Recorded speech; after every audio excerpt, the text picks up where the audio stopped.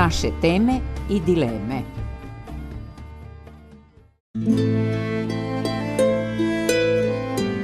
Nije mudar onaj koji misli da je mudar, nego je mudar onaj koji zna da pametno pita, pažljivo sluša, mirno odgovara i da prestane kada više nema šta da kaže.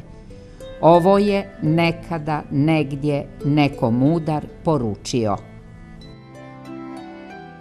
Nije nego.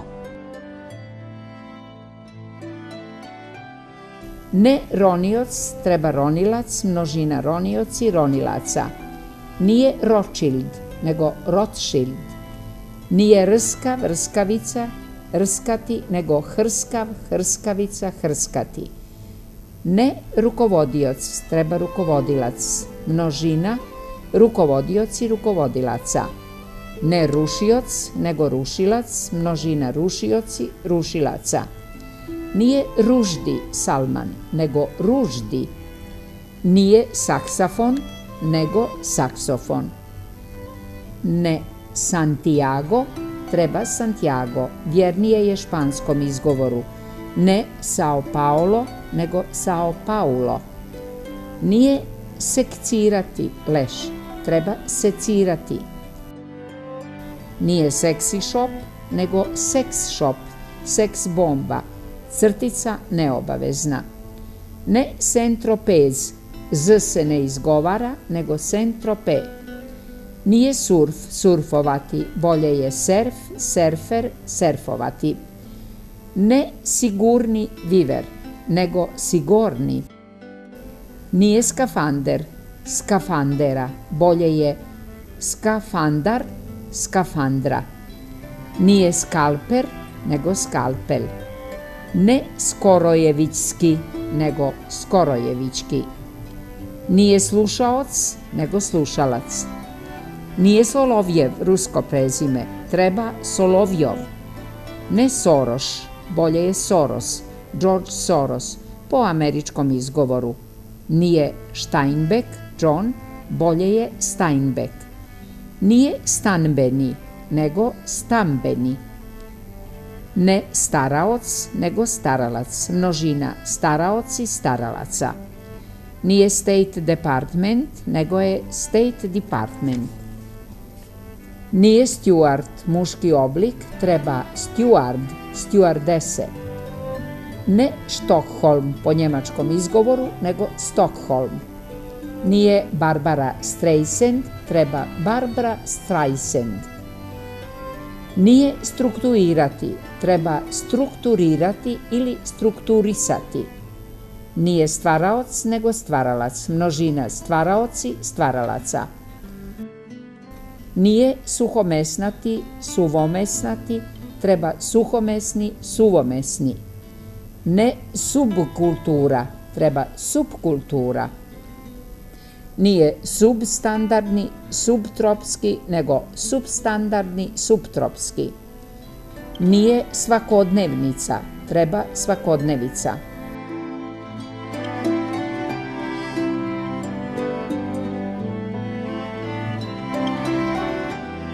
Jezičke nedoumice.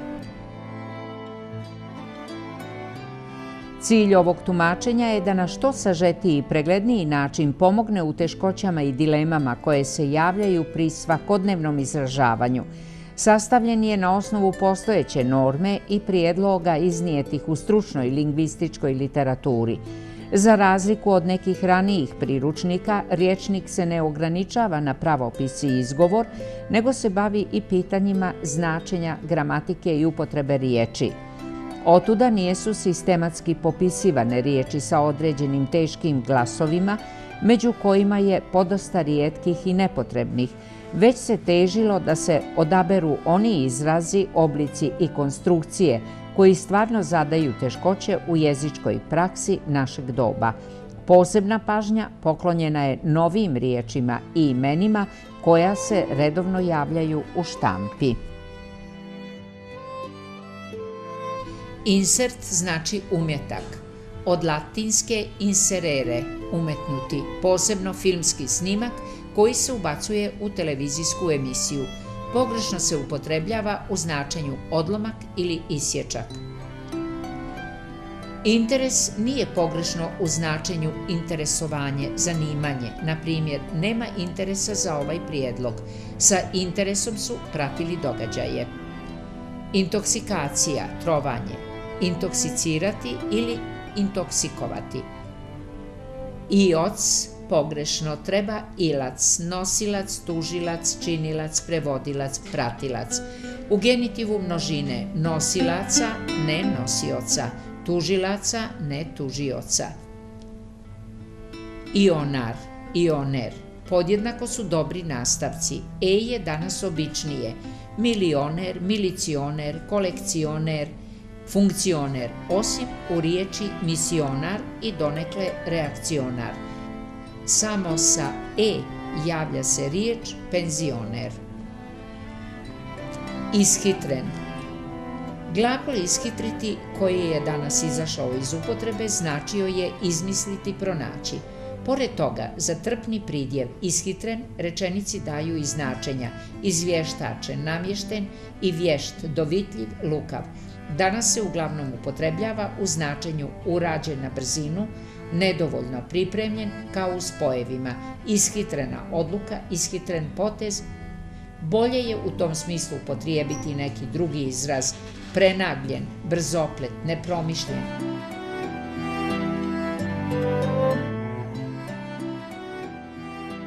Zašto se kaže? Zbilja, zašto?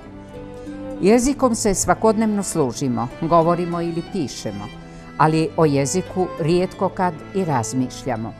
Upotrebljavamo tako neke riječi i izraze i znamo dobro šta oni danas znače, a ne pada nam ni na pamet da se zapitamo zašto se baš tako kaže ili kako su te riječi i izrazi nastali.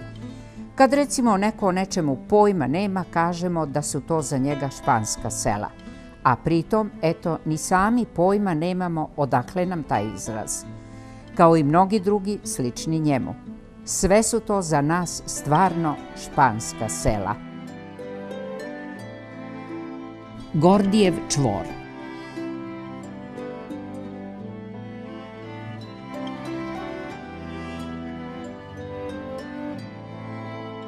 U čuveni Gordijev čvor utkane su dvije prastare legende sa više proročanstava. Prva legenda priča o siromašnom frigijskom seljaku po imenu Gordije. On je godinama u znoju lica svoga obrađivao posnu zemlju da bi nekako preživio i ishranio mnogobrojnu nejač. Jednog dana oko Gordija se počelo dešavati nešto čudno, što on sam nije mogao objasniti. Dok je pogrbljen išao za plugom orući njivu, oko njega je stalno oblijetalo veliko jato ptica prateći ga iz stope u stopu. Da bi saznao šta znači to nebesko znamenje, Gordije se zaputi u obližnji grad mjesnom proroku. Na samom ulasku u mjesto sretne jednu mladu djevojku iz proročke porodice i ona mu protumači da je jato ptica koje ga prate predskazanje da će postati kralj. Čuvši to, siroti Gordije se s nevjericom vrati kući. Poslije izvjesnog vremena u Frigiji su nastala teška vremena. Izbio je bratoubilački rat koji je prijetio samouništenjem frigijskog naroda. Da bi se spriječio takav ishod, jedno proročište savjetovalo je Frigijcima da uspostave kraljevinu i da za kralja proglase čovjeka koga prvog sretnu da na kolima ide prema Zevsovom hramu. Frigijci u svojoj nevolji poslušaju proročište i iziđu pred Zevsov hram očekujući prvog došljaka na kolima. Desilo se, kako je i predskazano, da je to upravo bio Gordije, koga odmah sa slavljem dočekaše i ustoličiše za kralja Frigije. Gordije je postao dobar vladar, smirio je zemlju, umnožio njeno bogatstvo, osnovao frigijsku dinastiju i podigao veliki i raskošan grad Gordion, a njegova kola sa rudom, na kojoj je jaram bio tako čvrsto privezan da taj čvor niko nije mogao razvezati, stajala su na počasnom mjestu u Apolonovom hramu. Po tome nerazmrsivom čvoru koji je zavezao Gordije nastao je i ustaljeni izraz Gordijev čvor sa značenjem Nešto veoma zamršeno, nesavladiva teškoća, nerešiv problem, težak, nerešiv zadatak i sl. Druga legenda ili nastavak one prve, kako hoćete, govori o Gordijevom čvoru i Aleksandru Velikom Makedonskom 356. do 323. godine prije nove ere, najvećem vojskovođi starog vijeka i jednom od najslavnijih ratnika svih vremena. Sin Filipa II. I Aristotelov učenik, kralj Aleksandar Veliki, pokorio je i objedinio cijelu Grčku, a zatim krenuo u dalja osvajanja. Prije njegovog dolaska u Frigiju bilo je proročeno da će onaj ko razmrsi Gordijev čvor zavladati cijelom Azijom. I ta je čast i slava pripala upravo njemu, Aleksandru Velikom. Stigavši u Gordion, Aleksandar je razgledao Apolonov hram. Kad je vidio nerazmrsivi uzao na posvećenim Gordijevim kolima, latio se mača i jednim udarcem presjekao čuveni Gordijev čvor. Tako je, po legendi, otvorio sebi put u široka prostranstva Azije. Prvo je pokorio Malu Aziju, a zatim je osvajao jednu za drugom do tada moćne države Siriju, Egipat i Persiju, stigavši čak do daleke rijeke Ind. Umro je u Vavilonu. Iza njega je, pored velike ratničke slave, ostao izraz presjeći Gordijev čvor, što znači jednim potezom riješiti zapleten težak problem, silom ili na najneposredniji način riješiti neko teško pitanje i sl. Takvi potezi, međutim, nijesu uvijek i najbolji. Zato pisac August Šenoa u jednom svom dijelu savjetuje: taj gordijski čvor ne valja rasjeći, već fino i vješto razuzlati. Šenoa je vjerovatno bio u pravu, jer rezultati razriješiti kakav je Gordijev čvor je, to jest riješiti neki veliki težak društveni problem bez pribjegavanja nasilju, veća je mudrost i junaštvo od posezanja za mačem i silom.